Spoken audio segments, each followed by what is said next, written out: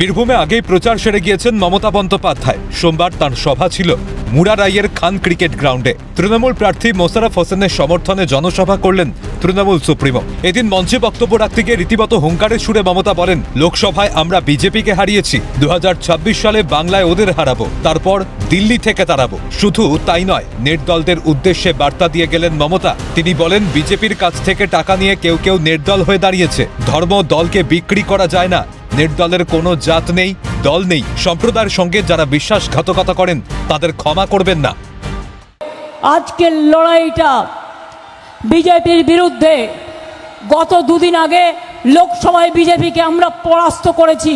এবারেও মনে রাখবেন, এই 26-এই বাংলা জিতে দিল্লি থেকে বিজেপিকে হাঁটাবো। এটা আমাদের অঙ্গীকার, এটা আমাদের শপথ, এটা আমাদের প্রতিশ্রুতি।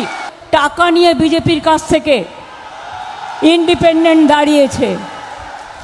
মনে রাখবেন, যুদ্ধে ধর্মকে বিক্রি করা যায় না, জাতিকেও বিক্রি করা যায় না। কেউ তার নিজের পকেটে টাকা নেবে বলে পার্টিকে বিক্রি করবে, ধর্মকে বিক্রি করবে, জাতিকে বিক্রি করবে। নির্দলের কোনো জাত নেই, যার কোনো দল নেই, সেটা হচ্ছে নির্দল। আমার ওখানেও মালদা মুর্শিদাবাদ থেকে লড়তে পাঠিয়েছে এই গদ্দাররা। যারা কমিউনিটির সাথে বিক্রি করে তাদের কোনোদিনও ক্ষমা করবেন না। শান্তির জন্য লড়ার বার্তা দিলেন মমতা। তিনি বলেন, শান্তির জন্য লড়ুন, ভাষা জাতিকে রক্ষা করুন, ভোটাধিকারের জন্য লড়ুন। তৃণমূল সরকার থাকলে আপনাদের নিরাপত্তা সুনিশ্চিত থাকবে। পাশাপাশি মমতার অভিযোগ, কেন্দ্রীয় বাহিনীকে দায়িত্ব দেওয়া হয়েছে ইভিএম লুট করার। আমাদের কাছে খবর আসছে, গণনার মেশিনে যারা ভোট গুনতে যাবেন তারা বিষয়টি নজরে রাখবেন।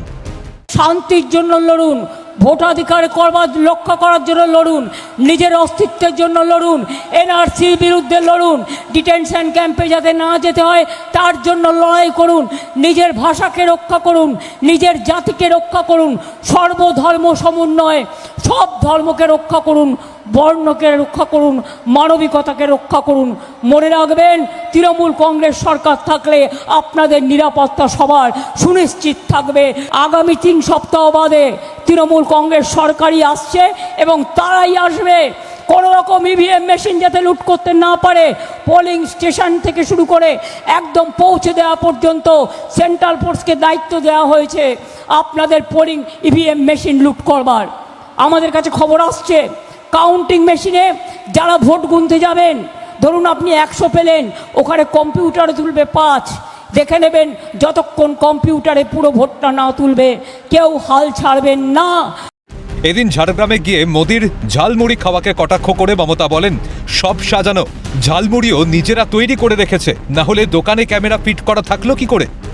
কালকে মাইক ফিট করে দোকানে ঝালমুড়ি এসপিজিকে দিয়ে তৈরি করিয়ে 10 টাকা কখনো পকেটে থাকে ওনার? কত নাটক! নির্বাচনের সময় গুহাতে গিয়ে বসে থাকেন, কখনো নির্বাচনের সময় বলে আমি চায়ওয়ালা, 10 টাকা বের করে ঝালমুড়ি খাচ্ছে। বুঝুন, সেই ঝালমুড়িটাও নিজেদেরই তৈরি করা। আর যদি তৈরি করা না হবে তাহলে দোকানে ক্যামেরা ফিট আগের থেকে ছিল কি করে? অন্যদিকে মুরারাইয়ের সভা থেকে মমতার প্রতিশ্রুতি, দ্বারকা নদীর ওপর একটা স্থায়ী সেতু নির্মাণ হবে। প্রাথমিক রিপোর্টও তৈরি হয়ে গিয়েছে। 56 কোটি টাকার বেশি খরচ হবে। ভোটের জন্য কাজ শুরু করতে পারিনি, ভোট মিটলেই কাজ শুরু হয়ে যাবে। যে দ্বারকা নদীর ওপর একটা স্থায়ী সেতু নির্মাণ, আমরা ইতিমধ্যেই সিদ্ধান্ত নিয়ে নিয়েছি এবং আমাদের প্রিলিমিনারি প্রজেক্ট রিপোর্টও তৈরি হয়ে গেছে। খরচ পড়বে 56 কোটি টাকার বেশি। নির্বাচনের পরেই, নির্বাচনের জন্য কাজটা শুরু করতে পারিনি, নির্বাচনের পরেই এই সেতুর কাজ শুরু হবে। সব মিলিয়ে ভোটের উত্তাপে ফুঁসছে বাংলার রাজনীতি। প্রথম দফার ভোটের আগে একেবারে শেষ লগ্নে প্রচারে তৃণমূল সুপ্রিমো। মঞ্চ থেকে মানুষকে আস্থা রাখার আহ্বান জানালেন তিনি।